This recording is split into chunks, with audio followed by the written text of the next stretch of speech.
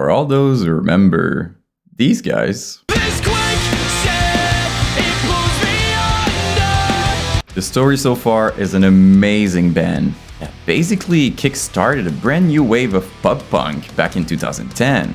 But I guess the question is, how did they do that? What's their story? That's what we're gonna find out today. Well, my friend, as usual, take a cup of coffee, cigarette, fish and chip, whatever you feel like, as we explore the Story So Far Myspace Era.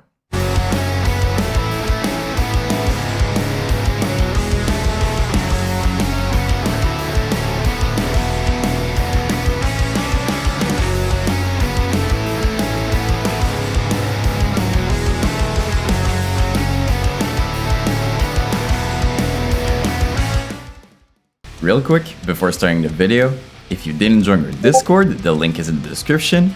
We also have our live podcast every single week with a brand new guest from all your favorite bands. So stay tuned for that. But for now, let's start the video. The band was founded in 2007 in Walnut Creek, California, and their band name was actually influenced by New Found Glory, who made a song back then called The Story So Far.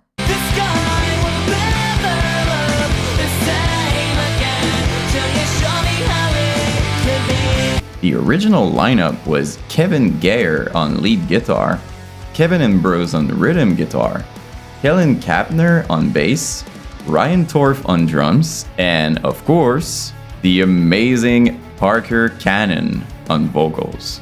I'm pretty sure I mispronounced every single name, and for that, I am sorry. In case you didn't know, this is kind of what I do in every video. But yeah, during their first year as a band, they went to school, they wrote music together, and by the end of 2007, they officially released their very first self-titled EP.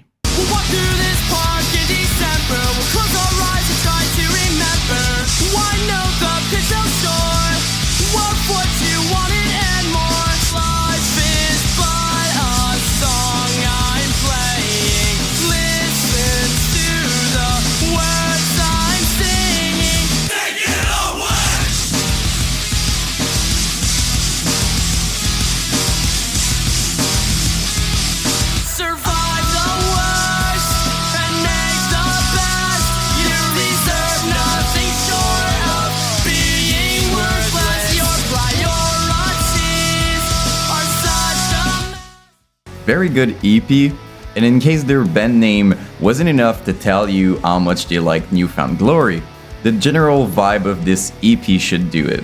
And don't get me wrong, I think it's totally fine. To be fair, New Found Glory actually influenced so many pop punk bands out there, especially bands from the second wave like Neck Deep and State Champ, two other amazing bands by the way. That being said, even if they kind of sounded a little bit more like New Found Glory, The Story So Far always had this unique vibe and feeling to it. As you're watching the video and you listen to the different albums they did over the years, you're gonna notice that they improve and they become more and more unique. But I still think on this EP, they had something special, if you will. Musically, I mean, in terms of vocals, Parker did an amazing job. He's a very talented vocalist. Super unique voice and tone. He has this ability to sound angry and catchy at the same time, which I didn't even know was possible. And I know on this EP, it's not really angry, he's more on the catchy side. But as I said before, you're gonna notice more and more through the different albums they released. Musically, I mean, I always called them pop punk, but it was always easycore, even with some hardcore vibes sometimes. And for those who don't know what easycore is, it kind of sounds like this.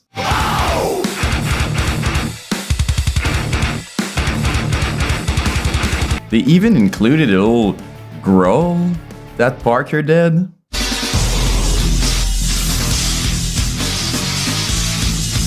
I thought it was pretty sick, to be honest. But yeah, overall, the vibe is good. I think musically they did a great job. And for what it's worth, even when I was listening to it while making the video, it still holds up. So yeah, all in all, great EP. So from what I could find on old blogs and MySpace, I'm pretty sure the story so far just, played local shows and promoted their EP live, writing new music, going to school.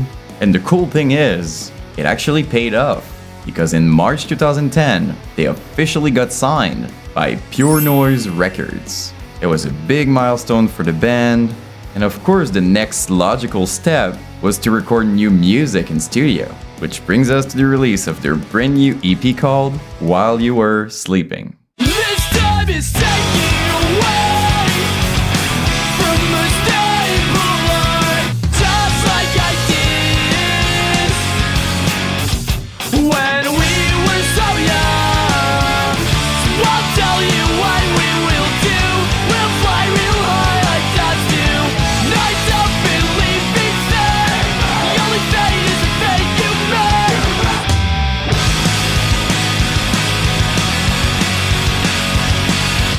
Alright, let's do this. So first, it's a great EP. Very different from the previous material. I think it sounded way more mature, which makes sense because it was released years after. I mean, they changed as people, as artists, they improved on their instruments, and I believe you can clearly hear it on the record. It was the official introduction to Parker's angrier vocals, who was matching perfectly the bouncy, aggressive riffs. The vibe is just more intense, angrier, and yet still catchy, as I said. They really were getting closer to the sound they wanted, and I think While You Were Sleeping was a very big step in that new direction. As much as their first EP was very good, it was kind of sounding similar to other bands, but this EP sounded different. It really felt like they created their own vibe, their own thing. I think it was also refreshing to see a pop-punk band being a little more on the punk side than the pop side, if that makes any sense. Another cool thing they did at the time was a split EP with a band called Maker. If you got a scheduled time, you'll find peace of mind. Trust me, it's worth your weight in gold. I really liked it personally. I think it was awesome to hear this first version of Mount Diablo, which would become one of their biggest songs. Of course, after releasing 2 EPs in the same year, they became more popular, they were blowing up on Myspace, kind of riding the new wave of popularity in the scene. I mean, they were not as big as they would get later on, but you could still tell something was happening. They were doing something right. And talking about doing something right, they were killing it live.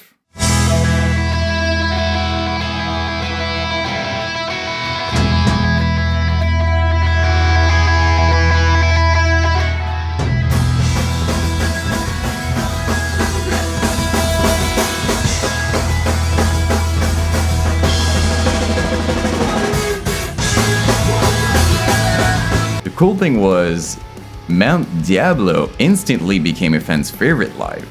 Unfortunately, at some point in 2010, they had to part ways with Kevin Ambrose because he decided to focus on school, so he was later replaced by William Levy. I was very happy to find a show they did in November in which they did a cover of Blink-182. It was awesome.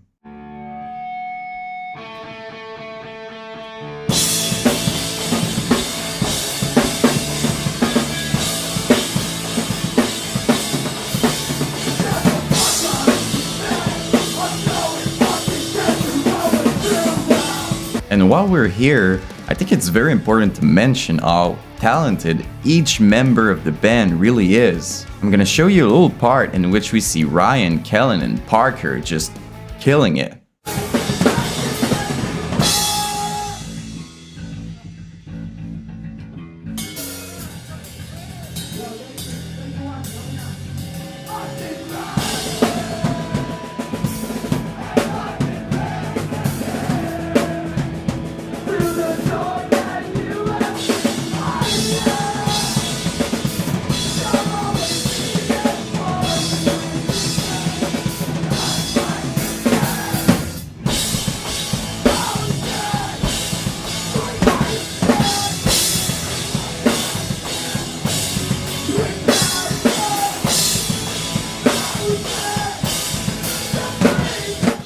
Awesome, right? Then in early 2011, they kept playing show, touring, doing their thing, until at some point, they went in Panda Studios to record a brand new album, and it really seemed like they had a lot of fun doing it. Also, I thought it was worth mentioning that Panda Studios were doing a live session. They called it the waiting room. I think they did it with most of the bands recording there. It really sounded good, obviously. And of course, the story so far was no exception.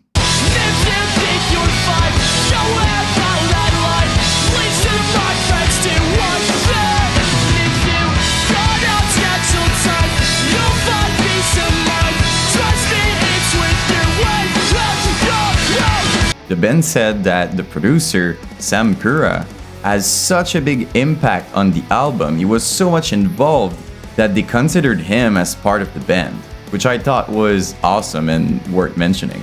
And that, my friend, brings us to the release of their iconic album called Under Soil and Dirt.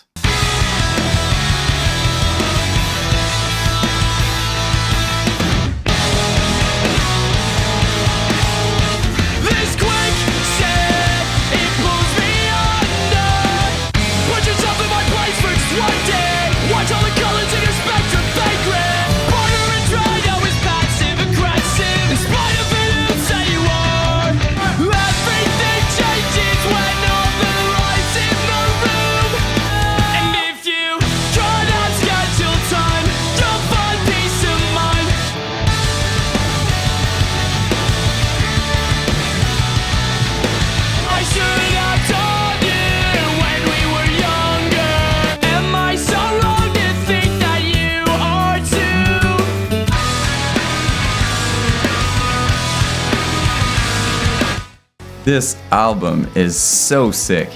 I don't even know where to start. Well, first, I believe that is the moment when they found their sound. For real. Remember when I said that the other EP was getting more intense?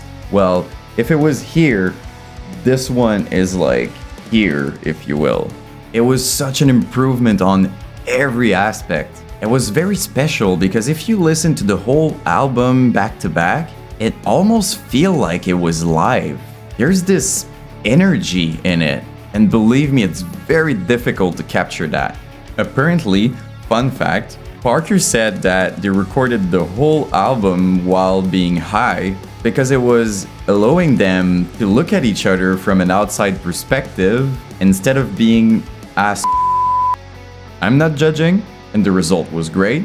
So anyway, I guess what I'm trying to say is this album was a game changer. It really felt like the beginning of a new era. So I don't think you're going to be very surprised to hear that the album was very well received, charting at number 35 on the UK Rock and Metal Albums chart, as well as number 26 on the 51 Most Essential Pop-Punk Albums of All Time list. Then, The Story So Far did an official release tour to promote the album. They also did some amazing acoustic performances and stores. By the way, can we appreciate the fact that the bassist is actually playing a double bass?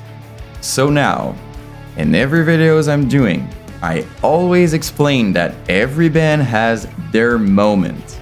Well, for The Story So Far, it was this.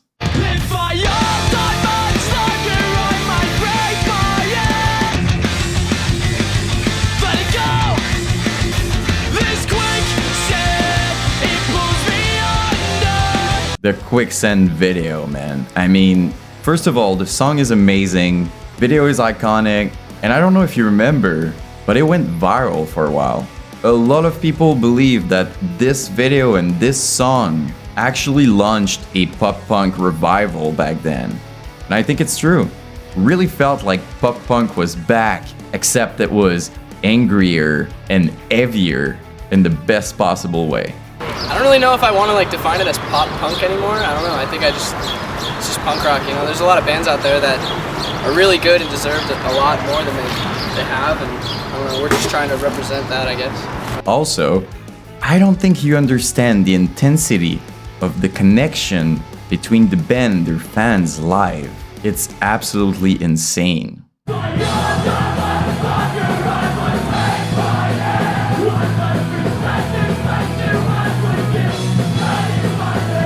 I mean, how sick was that?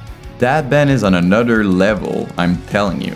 Apparently, they were not done playing covers yet, because they did one for the song Don't Stop Believing by Journey.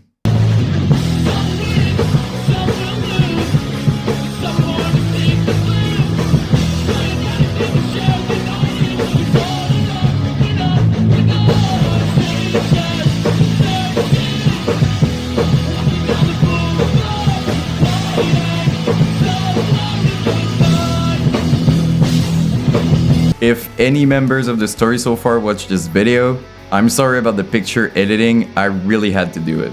So yeah, they kept touring, doing their thing, getting more popular by the day, and from what I could understand during my research, it seemed like they spent most of 2011-2012 touring and writing, just enjoying their new wave of popularity, I guess. I mean, they really had something special going on.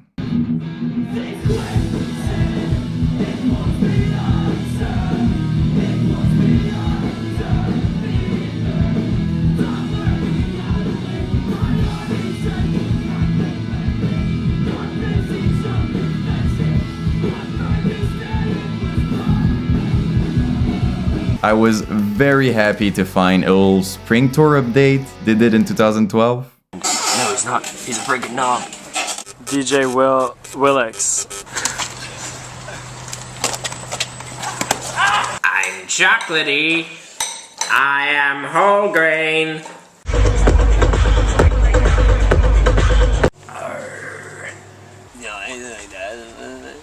Then they finally went back in the studio, same place, with the amazing Sam Pura, but this time it was actually co-produced with Steve Klein from New Found Glory. I'm sure it was a full circle kind of thing for the band. They were big fans of New Found Glory, so recording with him must have felt like a dream come true. I was also very happy to find another update they did while they were recording there.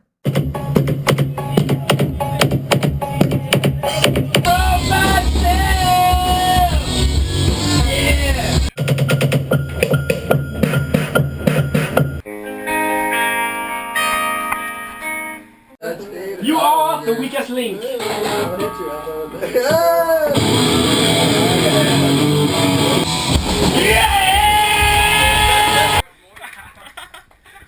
In early 2013, they officially announced their new album, and let me tell you, people were excited, which, my friend, brings us to the release of one of the best pop-punk albums of all time, What You Don't See. It's all you can do now. It makes room to stifle that, but you still walk in place. Audition now, breaking into me. Tell it how you think it's gonna be. Kill you if you let it sell how I forget. I should be asleep, I shouldn't be upset.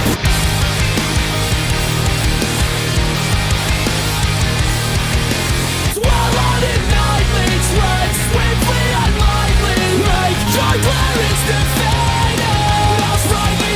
Everything I did before doesn't really matter anymore. I can't control you. Selfish if I do. How dare something? Okay, this album is by far my favorite album from this band. Don't get me wrong, their previous album was awesome, but this one, it's angrier, it's heavier, and somehow they managed to make it more catchy. It's always melodic, always bouncy. It has this kind of groove that makes you want to headbang the whole time. I swear, I'm telling you, that's a freaking masterpiece. Parker's vocals couldn't possibly be better. He's matching perfectly the intensity of each part. And the drums, man. The freaking drums. Ryan is honestly one of the best pop-punk drummers of all time. Hands down. I've listened to this album so many times to the point where I'm not even sure it was healthy. I remember at some point I was working in a event store and I would play this album all day long without being tired of it. Of course, for my co-workers, it was different, but that's another story. What You Don't See was extremely well received. It was charting everywhere, to the point where I just took a screenshot because it would be too long to tell you every single chart. It was unreal, man. The band, as always, was killing it live. You could tell that the fans really loved the new material.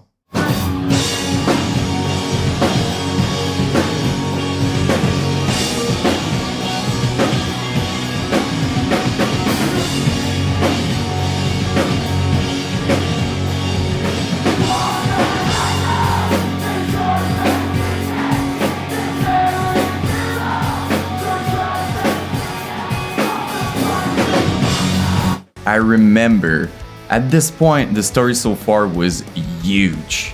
They were touring with big bands like A Day to Remember and even New Found Glory. Talk about another full circle moment for them. They were part of every big festivals, including the Vans Warped Tour 2013 and 2014, which, fun fact, I was actually there. They gave the most amazing performance in Montreal. One of my best memories for sure. As awesome as it was, something actually happened at the show. While the band was playing, Parker actually saw a security guard pushing around a fan. So right in the middle of the song, he stopped playing and he jumped off stage to fight with him.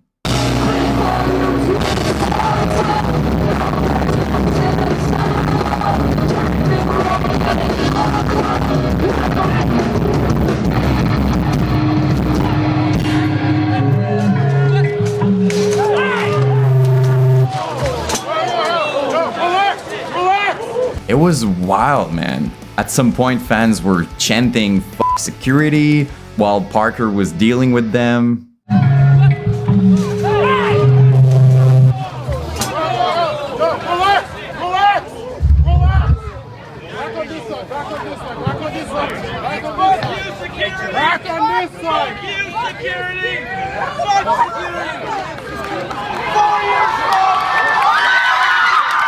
You might also heard a guy yelling 4 years strong in the crowd.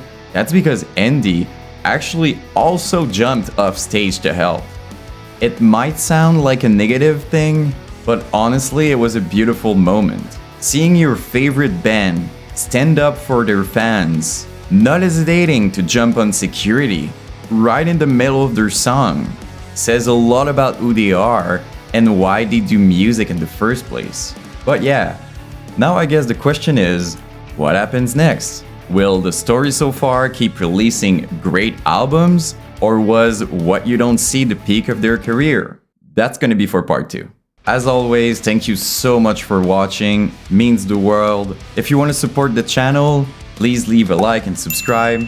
I don't have any Patreon or whatever, but it would be awesome if you want to join our Discord. It's free, the link is in the description. As I mentioned earlier, we have this live deathcore podcast thing. It's so freaking cool to have amazing guests from different bands. I'm telling you, it's always a good time.